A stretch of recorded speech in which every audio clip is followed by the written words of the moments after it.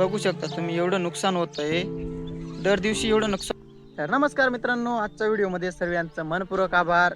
तर मित्रांनो, आजचा व्हिडिओ असा आहे, तर आपल्या शेतात रानडुकरं खूप त्रास करतात. बघू शकता तुम्ही एवढं नुकसान होत आहे, दर दिवशी एवढं नुकसान होत आहे की एवढं अंगाला काटे येतात. कारण की रानडुकरं काही आपलं गाव सांड वगैरे खूप असं त्रास करतात. खूप आहेत ते, पण आपल्याजवळ एक जुगाड होता.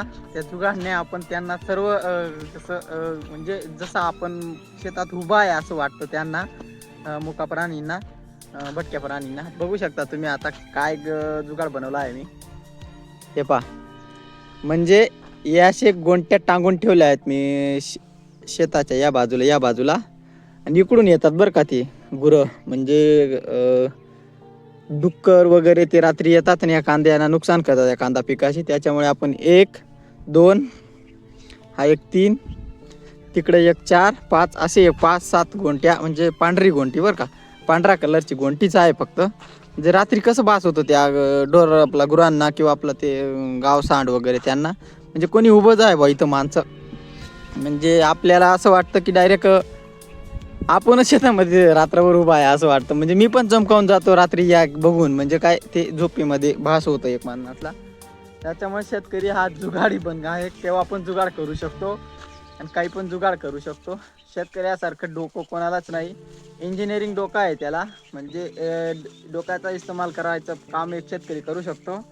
आणि मित्रांनो, कांदा पीक असं आहे आपलं, आणि एवढं वाईट परिस्थिती आहे की डायरेक्ट पाहू शकत तुम्ही.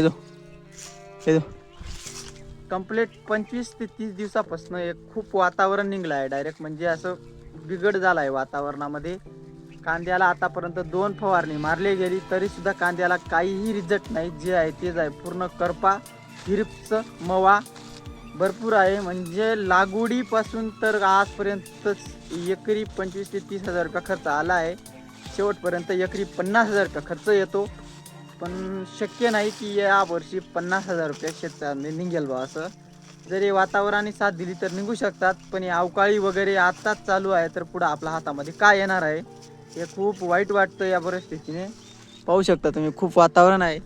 तर मित्रांनो, आपल्या शेतकऱ्याच्या एक हिमतीला फक्त एकच व्यक्ती आहे, फक्त तो म्हणजे उपरवाला. त्यांनी जर आपल्याला साथ दिली तर सर्व काही होतं, आणि त्यांनी जर साथ दिली नाही तर ब्रेक. म्हणजे ते शेतकऱ्याचं कसं असं 10 वर्षात एकदा पिकतं, पण 10 वर्षे भरत राहतो म्हणे. पण कसं का होईना, शेतकरी हा राजा आहे आणि राजाच राहणार. धन्यवाद व्हिडिओमध्ये आल्याबद्दल, धन्यवाद. तुम्ही नवीन असाल तर चॅनलला सबस्क्राईब करा आणि बेल आयकॉनला प्रेस करा. धन्यवाद.